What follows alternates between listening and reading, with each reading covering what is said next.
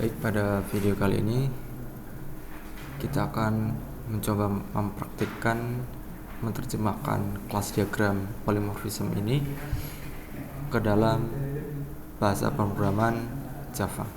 Dalam hal ini saya akan menggunakan online GDB untuk compilernya. Jangan lupa untuk login dulu, kemudian buat project ya, create project. Oke, bahasanya di sini Java. Baik. Nah, di sini kita melihat terdapat 5 buah kelas gitu ya. Ini main kelasnya, kita singkirkan dulu. Kita akan membahas di 4 kelas yang ada di sini. Bangun datar, persegi, lingkaran, dan juga segitiga. Nah, kita tinggal menambahkan satu kelas baru di sini. Saya akan menambahkan namanya adalah bangun datar. Oke. Bangun datar.java ini ya. Jadi kalau menggunakan online GDB pastikan menggunakan .java. Tapi kalau menggunakan yang NetBeans dan sejenisnya silakan disesuaikan. Ini tinggal oke. Nah, ya kan kosongan gitu ya. Nah, di sini pastikan nama kelas itu harus sama dengan nama file. Di sini saya membuat public ya, karena di sini nanti akan bisa diturunkan ke bawah ke anak kelasnya. Kita akan buat public class, kemudian diikuti nama filenya, bangun datar. Nah, seperti ini. Kemudian kita tuliskan metodenya, ada luas dan keliling, dimana semuanya public semua ini ya, semua public. Public void luas ini untuk metode. Kemudian sistem out println ini oke, otomatis ya. Dan di sini saya menampilkan menghitung luas. Gini. Kemudian ada lagi public void keliling.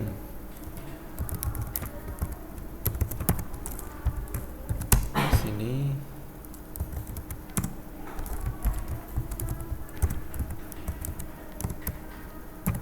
system out println menghitung keliling. Oke, ini kita sudah membuat satu buah kelas bangun datar. Kemudian kita lanjutkan dengan membuat persegi gitu ya, persegi. Oke, kita buat file baru namanya persegi.java. Oke, sama dengan yang tadi, kita buat public kelas persegi. Ingat konsep inheritance, kita extend ke bangun datar. Nah, gini. Kita extend ke kelas yang ada di atasnya gitu ya. Karena di sini bangun datar, maka persegi extend bangun datar. Nanti lingkaran juga sama, extend bangun datar. Segitiga extend bangun datar. Oke. Di dalamnya di sini ada atribut. Atributnya public integer cc gitu ya. Tadi cc, di sini cc. Kemudian metodenya luas dan keliling sama.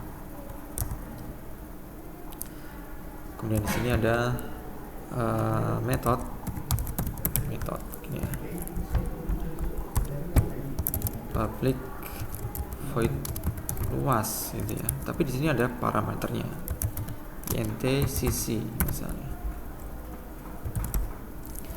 Di sini sistem out println.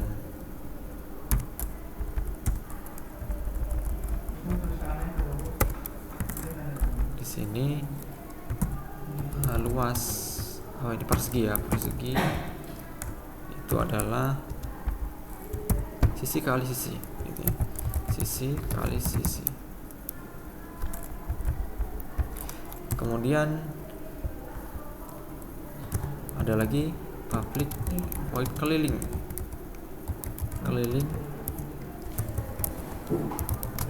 sisi juga.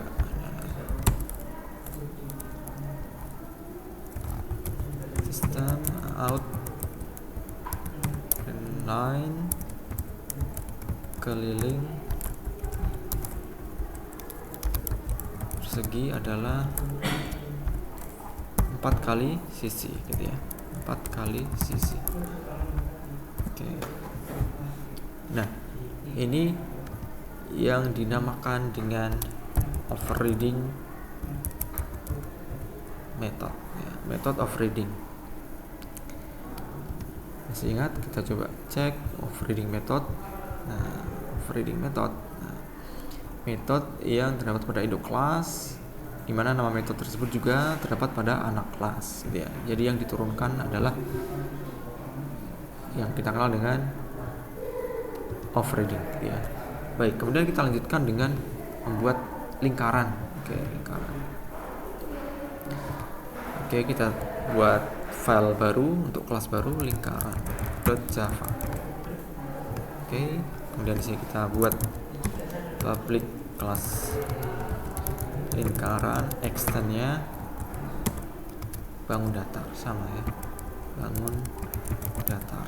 Ini.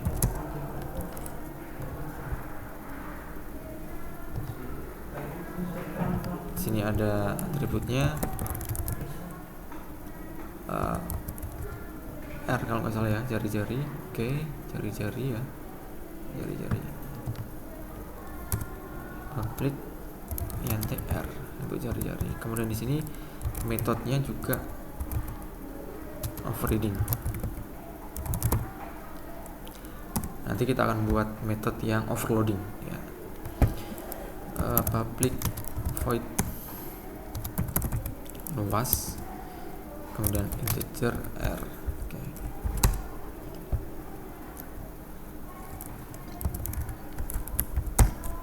Print line luas lingkaran ini adalah misalnya 3,14 gitu ya, kali R PR kuadrat. Kemudian kita buat lagi keliling juga menggunakan R. Kalau lingkaran dengan R itu P 2PR gitu ya untuk kelilingnya, rumusnya. Jadi sistem out line keliling lingkaran, rumusnya adalah P kali 2 kali R, 3,14 kali 2 kali R ini ya, titik koma. Oke. Kemudian kita buat satu lagi untuk yang segitiga .java. Segitiga.java. Oke. Public class segitiga, kemudian atributnya adalah alas dan tinggi, semuanya integer, alas, tinggi. Oke. Kemudian di sini juga metode overriding. Oke. Public void luas. Nah, di sini ada dua parameter, alas dan juga tinggi. Oke.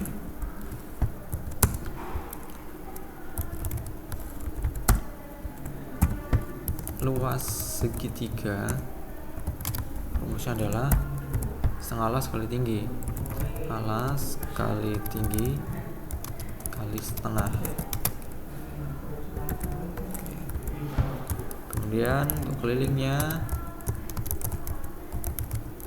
sama, ada dua parameter, untuk keliling sisi ya, cukup sisinya, dalam hal ini alas gitu ya. Jadi satu saja untuk parameternya, kemudian kita tampilkan sistem out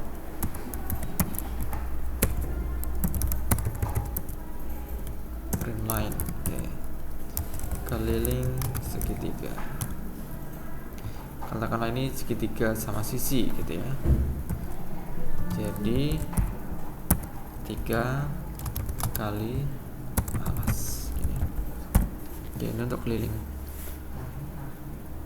Oke, selanjutnya tinggal kita mainkan di main kelasnya.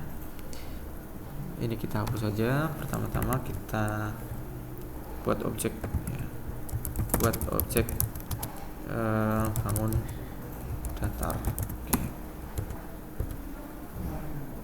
Masih ingat caranya adalah bangun datar, kemudian nama objeknya apa, misalnya BD sama dengan new bangun datar. Oke. Kemudian kita panggil metode yang ada di bangun datar, bd.luas. Ini ya. Kemudian saya membuat objek persegi, misalnya persegi P sama dengan new persegi. Nah, gini. Kemudian p.sisi sama dengan misalnya 5. Jadi saya mengisi sisinya adalah 5 ya, p.sisi sama dengan 5. Jadi atributnya saya isi, bisa langsung diisi karena di sini public gitu ya. Oke. Kemudian saya tampilkan informasi print line sisi dari persegi adalah, atau gini aja, p.sisi.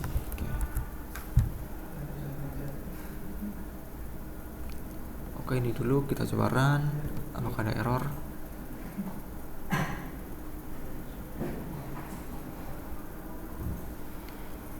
Oke, menghitung luas. Oke, menghitung luas ini adalah hasil dari metode yang ada di bangun datar luas. Oke, menghitung luas. Kemudian sisi dari persegi adalah 5 sesuai yang kita masukkan. Oke. Selanjutnya kita akan memanggil metode yang ada di persegi, di kelas persegi, p.luas. Kemudian kita masukkan p.sisi, nilai dari parameternya luas gitu ya. Di sini memiliki satu parameter yaitu sisi. Sisi kita isi dengan nilai 5 ini tadi yang disimpan pada p.sisi. Oke. Nah, setelah ini coba kita run, hasilnya seperti apa. Oke. Jadi menghitung luas ini adalah metode luas yang ada di parent kelasnya atau bangun datar. Kemudian sisi dari persegi adalah yang tadi ditampilkan di main kelasnya. Kemudian luas persegi 25 ini adalah hasil dari metode luas yang ada di kelas persegi. Oke. Namanya sama-sama luas ya. Namanya sama-sama luas tapi memiliki nilai yang berbeda, memiliki output yang berbeda. Nah, ini adalah salah satu contoh dari polymorphism. Nah, silakan nanti dicoba untuk yang metode yang lain, keliling, untuk kelas lingkaran dan segitiga. Silakan nanti dibuat objeknya di sini, kemudian isikan nilai dari atributnya, kemudian panggil metode-metode yang ada di kelas anaknya.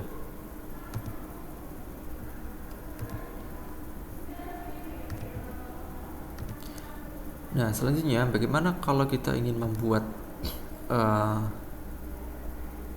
overloading method. Nah, kita bisa membuat overloading method. Di sini di kelas bangun datar tadi sudah terdapat dua buah metode, yaitu luas dan keliling.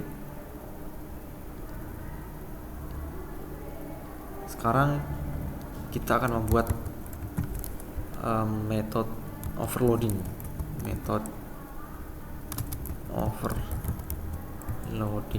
Jadi metode overloading ini metode yang terdapat pada kelas yang sama, gitu ya. Public void, nah luas. Tapi di sini saya akan membuat atau memberikan parameter sisi misalnya. Oke. Sehingga di sini saya akan menampilkan sistem out, jadi informasi saja untuk membedakan nanti agar nampak perbedaannya. Sisi persegi, ini adalah sisi, kemudian ini saya copy luas persegi. Oke. Sisi kali sisi. Oke.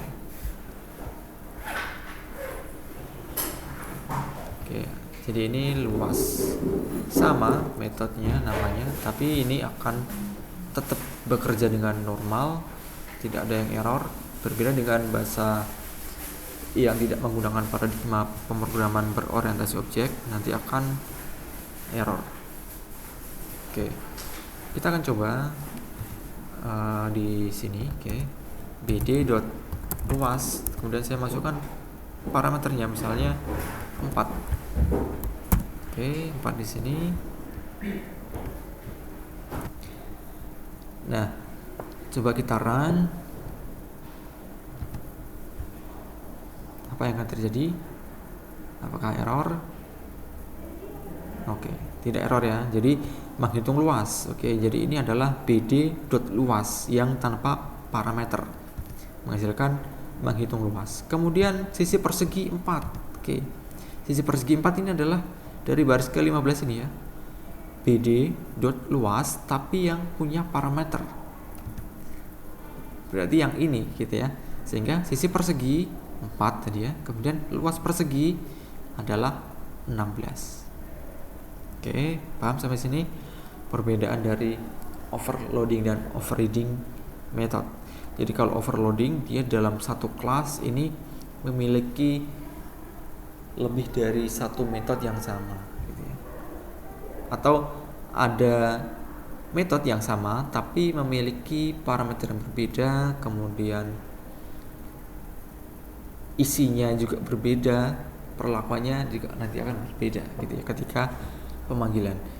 Kemudian untuk yang overriding adalah metode yang memiliki nama sama dengan parent kelasnya gitu ya. Jadi di sini ada luas, di sini juga ada luas, di sini juga ada luas, tapi dia tidak akan error gitu ya. Jadi dia ditimpa gitu ya, ditimpa dengan metode dia sendiri gitu ya.